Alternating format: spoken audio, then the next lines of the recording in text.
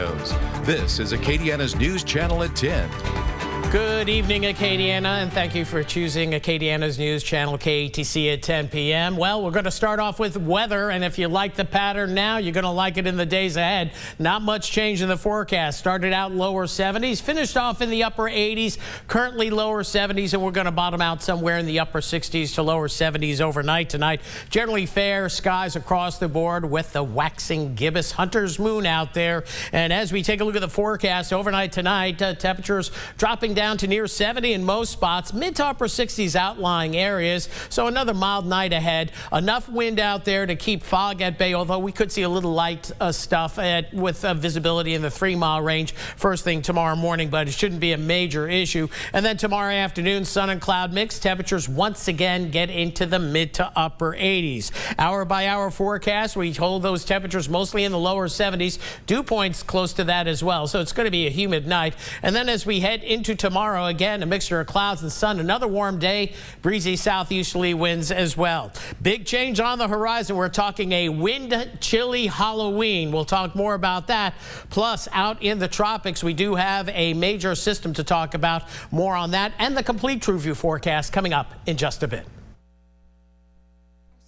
Tonight, whiplash and chaos among House Republicans seeking to find a new speaker. GOP lawmakers holding another candidate forum and secret ballot vote, the second of the day in an effort to secure a nominee. Now, caucus Vice Chair Mike Johnson is the new nominee. This after House Majority Whip Tom Emmer, who was nominated earlier today, abruptly dropped his bid after just 4 hours. Emmer had defeated several other GOP candidates during a series of secret ballot votes, but a follow-up tally behind closed doors showed about 26 GOP members would not support him if his name came up on the House floor. He could only afford to lose 4 GOP votes. The people that are involved in these in these proceedings are hell-bent on making sure that if it's not their guy, their pick, nothing else matters. As soon as Emmer started to try to change those no votes to yeses,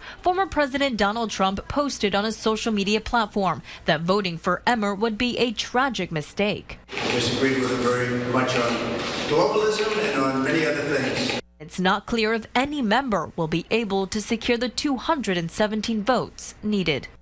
Without a speaker, no legislative business can move forward, meaning no aid packages to Israel or Ukraine and no funding bills to help avert a government shutdown with the mid-November spending deadline looming. M. Nguyen, ABC News, Washington. Honestly, I was just speechless. All I could do is sit there and just cry and started thinking about all the memories we had together. That's about it. I was just speechless the whole time. Monte's been on this basketball team ever since he was in junior high. That doesn't happen often. He's very gifted, and he had such a large school spirit.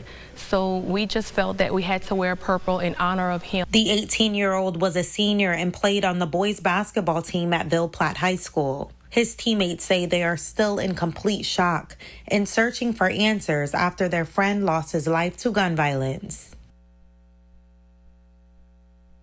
Honestly, I was just speechless. All I could do is sit there and just cry and started thinking about all the memories we had together. That's about it. I was just speechless the whole time. Monte's been on this basketball team. While Monte's death is still under investigation, his coach tells me he will always be the sixth man on the court. In Ville Platte, Darcy Wertique, KATC TV3. For Acadiana's News Channel, I'm Paris Flanagan reporting in St. Landry Parish. If you live in the city of Opelousas, you may notice this in your backyard. You may notice new water meters being installed. Well, some customers are not too happy about it, claiming that their water bill has gone up. Well, I'm aware of the issue and I spoke to the mayor, and there seems to be a simple fix. But small business like myself, it should be just like a house, house water bill. Because I'm not using that much water at all. Jeff Anderson owns this barbershop in downtown Opelousas. He says his water bill is higher than normal. My water bill should be like it was before. I was paying like $35 a month.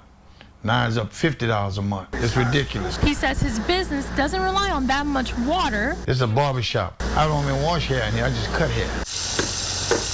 You may be like Jeff, not too happy about your water bill, and that's all thanks to this. New smart meters. We are in the process of changing over 6,000 meters in the city of Opelousas. The city partnered with third-party company Vanguard to install new smart water meters, replacing old meters. Meters the city says are no longer up to standard. We had older meters in the city. The meters weren't registering correctly. People were getting minimum bills, estimated bills, because we couldn't read them. The mayor says the $4.2 million project will hike prices up because they're being charged for the actual usage of water going through those meters. But the city is introducing this, a new app called Eyes on Water. It can help you keep track of your usage. Upload that app on their telephone, and they can go there and monitor the usage of what they have going through their meter at their home. The app is free and can track leaks, the amount of gallons you use per day, and more. But Jeff is a little doubtful about the app. I don't think everybody else would use that because, a lot of people don't use their phone like that. They're on TikTok and Facebook. I don't think they'll be checking their water bill. Now, the city says there is still 1,200 meters left to be installed in the city. If you have a water bill that is high, they recommend that you go to City Hall and they will try to figure out a solution to get you caught up with your bill. Reporting in Opelousas, Paris Flanagan, KATC TV3.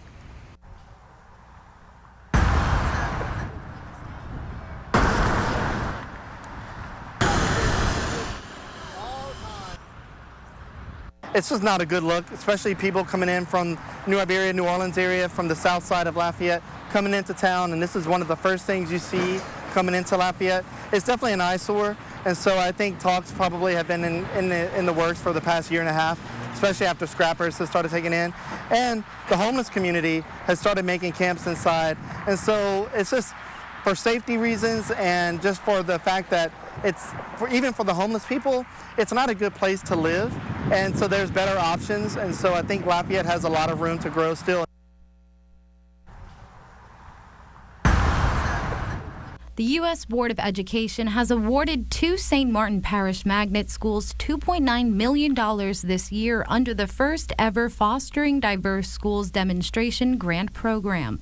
St. Martin Parish Schools Superintendent Frederick Wiltz says for the next 5 years, the 2 schools will receive roughly $13.4 million, making it possible to fund their new programs and transportation.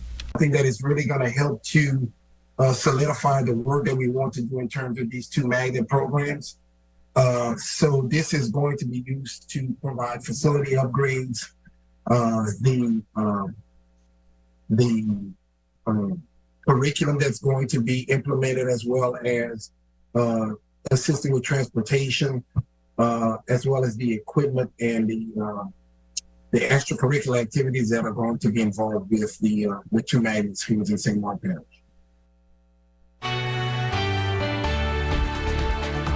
Coming up on Acadiana's News Channel at 10, we're talking much chillier temperatures on the way for Halloween. Till then, warm conditions, plus a winter storm and a Category 5 hurricane in tonight's weathercast. You won't want to miss it. We'll have more coming up right after the break.